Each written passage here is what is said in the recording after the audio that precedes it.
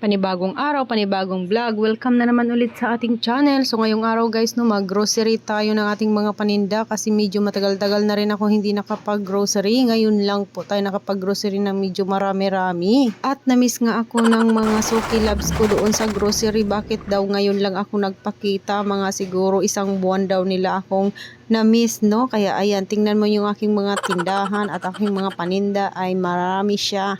Ngayon, dahil naubos na naman yung ating benta at pinamili naman natin, no? So, inuna ko pala dyan yung pagbili ng mga tinapay dahil kasi baka tayo ay maubusan. Tapos, nagpaload na rin ako guys, no? Ayan, nagpapaload ako dyan. Tapos pala, yung paload ko ay walang smart. Kaya ayan, bumalik ako doon. Globe na lang yung aking pinaludan, no?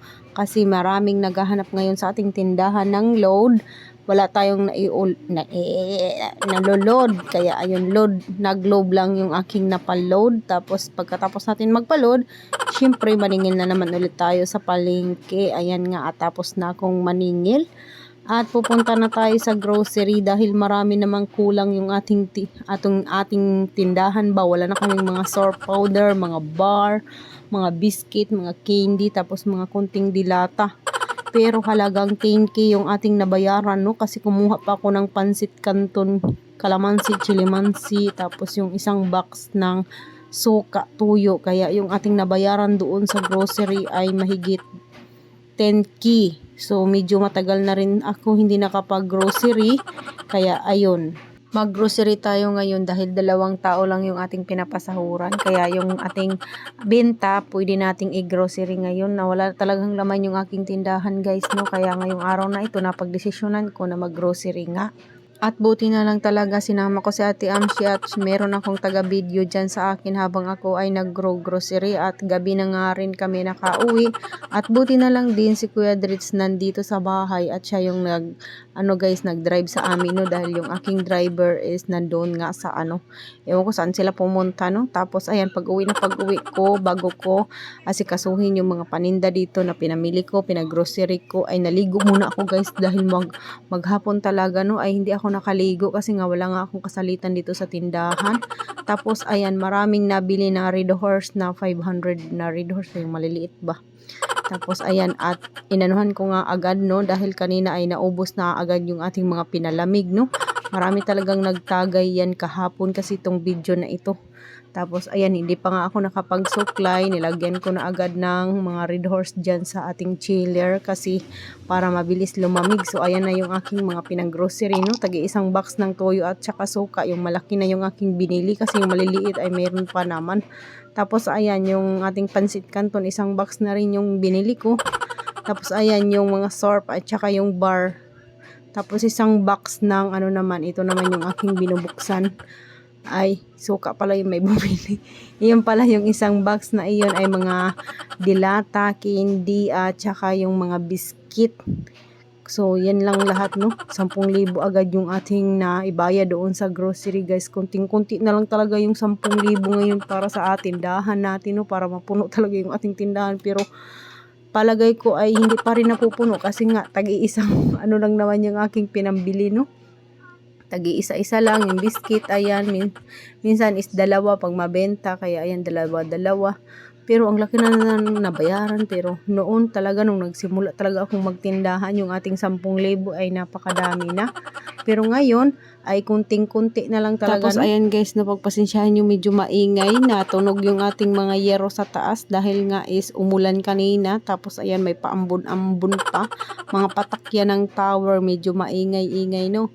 So ayan, balik ako dito sa ating tindahan. Habang ako ay nagtitinda, nag-a-arrange na rin ako ng mga dyan, yung aking mga pinabili ba, kasi nga magulo nga dito sa tindahan pag hindi ko na-arrange.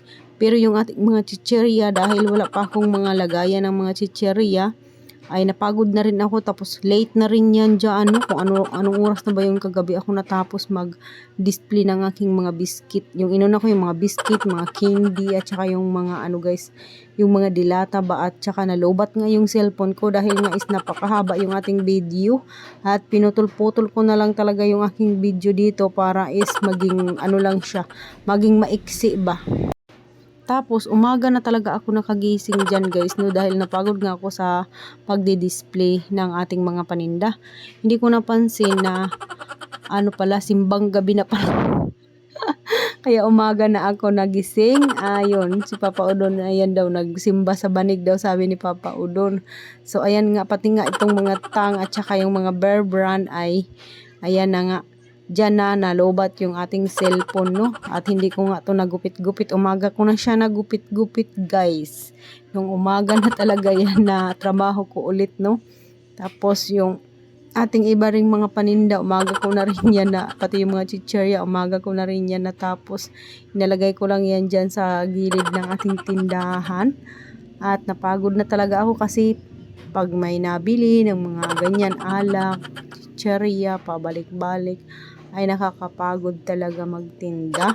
At wala pa akong kasalitan dito kasi nga sila Ate Amshi, sila Ate Dronby ay may mga assignment pa yun sila, kaya ayan, ako lang yung dito sa tindahan. Tapos inadya ko talaga guys yung mga chichirya ba na umaga na lang i-display dahil nga meron tayong gagawing project, no, papalagyan natin yun ng mga doon sa ating tindahan, yung mga lagayan ng chichirya ba, pasabit-sabit. Tapos yung natin, ito yung mga chichirya na yan, ayan, ganyan lang yung ginawa ko dyan guys. Nakakalat lang yan, pati itong sorb bar at saka yung mga powder na yan. Umaga ko na siya na trabaho, no. So ayan, nandito naman si Mr. Alberto, siya yung aking ipapalagay yung mga na yung parang yung mga sabitan ba ng mga chichirya ba, ipapalagay natin yan dyan sa tindahan para kukuha na lang tayo ng yung mga kabilya ba, kabilya, yung ba yung bang pantusok ng chichirya ba, itusok-tusok na lang natin yan para hindi na tayo mahirapan ba kung saan natin isabit. Kaya maganda rin yung may ganon, yung parang steel matting ba yun, pero mura lang yan siya guys, marami yan siya sa mga grocery, no. So pati yung mga sorb na powder, lahat ay ginupit ko na. Tapos ayan yung mga bar, i-display na rin natin dyan para mabilis na lang makita ng ating mga tindera dito sa bahay. Excuse me po. So ayan na si Mr. Alberto, nagsimula na nga siya kaninang umagang maglagay ng mga pinalalagay ko yan dyan.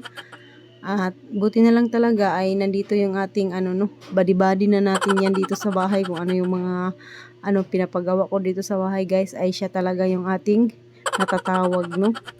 Kasi minsan si Papa Udon is puyat, natutulog na yan sa mga oras na iyan, kaya wala tayong ibang natatawag si Mr. Alberto. So ayan, nailagay na nga niya yung ibang mga chichirya dyan. Ganyan yung ating labas dito sa tindahan, o diba maganda na siya tingnan. Ayan, ayan na yung aking mga chichirya, ayan. O diba maganda na siya. Tapos ayan si Papa Udon, nagising na yan, nakatulog yan saglit lang. Tapos ayan, papalagyan pa natin guys ng yung bakal ba sa taas. Kasi sabi ni Papa Udon ay maganda daw tingnan yung tindahan, may mga nakasabit na mga kape, kahit tag-iisang tay lang, mga sabon. Kaya ayan, sinunod natin yung suggestion ni Papa Udon. Bumili na kami ng bakal nung nagpunta kami sa Paranas kasi may mga kulang pa na tubular kanina na bumili kami. Kaya ayan, inano ko na yung lang siya guys, bakal lang yan na China bakal, 500 plus, kasi yung isang bakal na mabigat ay mahal.